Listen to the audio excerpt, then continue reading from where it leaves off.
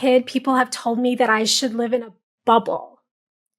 Back then, they used to say that because I am allergic to everything, like all the animals and foods and everything you can be allergic to, the air. Then as I got older, I developed this really severe chemical sensitivity. It put me on disability for a while. I can't really be exposed to any chemicals, cleaning products, chemicals in food, or I get violently sick. So then, I'm just an extremely lucky person. So in 2020, I developed COVID and I never recovered. I have what they call long COVID, which is an autoimmune disorder. So I have to be really careful also around people. So yeah, I'm not really offended by the idea that I should live in a bubble. I mean, I wish. When I was a kid, Hollywood was kind of on a bubble person kick. Actually, bubble boys, not really bubble girls. There were 3 movies about boys who lived in giant plastic bubbles. And then there were also television episodes. Seinfeld had a bubble boy episode because, it's funny. Even today, when they portray people like me with hypersensitivity, especially, or, being immunocompromised, it's not great. Like a lot of times it turns out that we're not really sick. We just have Munchausen or Munchausen by proxy.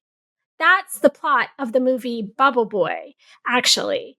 So the boy thinks that he's immunocompromised, so he has to live in this bubble. He can't play or have love.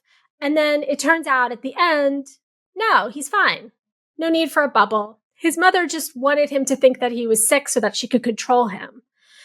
And that's, like a great outcome for him. All of these movies with the disability suddenly cured are great for the characters. I mean, for the rest of us, not so great.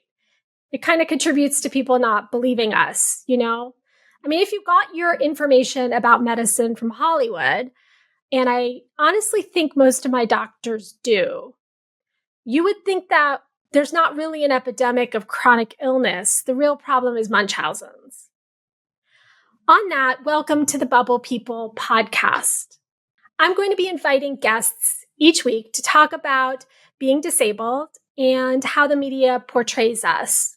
Generally not great. My name is Justine Barron, and I'm a writer, investigative journalist, and media critic. When Hollywood or the media talks about disability, generally it's only in like a few ways.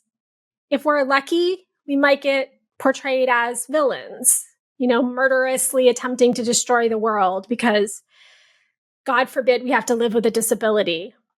Or we might be, sad victims who are better off dead than alive. And then a lot of times we're just like, forces of inspiration without really much going on ourselves except making everybody else feel better about their lives. So that's Hollywood's portrayal of disability. And I want to talk to people about what's reality and how could film and television be better and still be entertaining. It doesn't have to just be sad or weird. I brought this idea of a podcast, The Bubble People, to Alice Wong back in September of 2025. So if you don't know, Alice was a pretty major figure in disability activism. She was a writer. She wrote books and edited books. And she also founded the Disability Visibility Project, which was like an oral history of disabled people's stories. And she was eager to help me with this project. And she was my executive producer. So we lost Alice on November 10th. It's a huge loss, obviously for the whole community, her loved ones, also for this project. But we're going to keep going on. And I feel like in some way she's still kind of guiding me. So if you're interested in disability and or you're just interested in film and television and want to look at the media from a different angle, definitely like, subscribe, follow, all the things. You can find us at Bubble People Pod or Bubble People Podcast on social media. And stay tuned.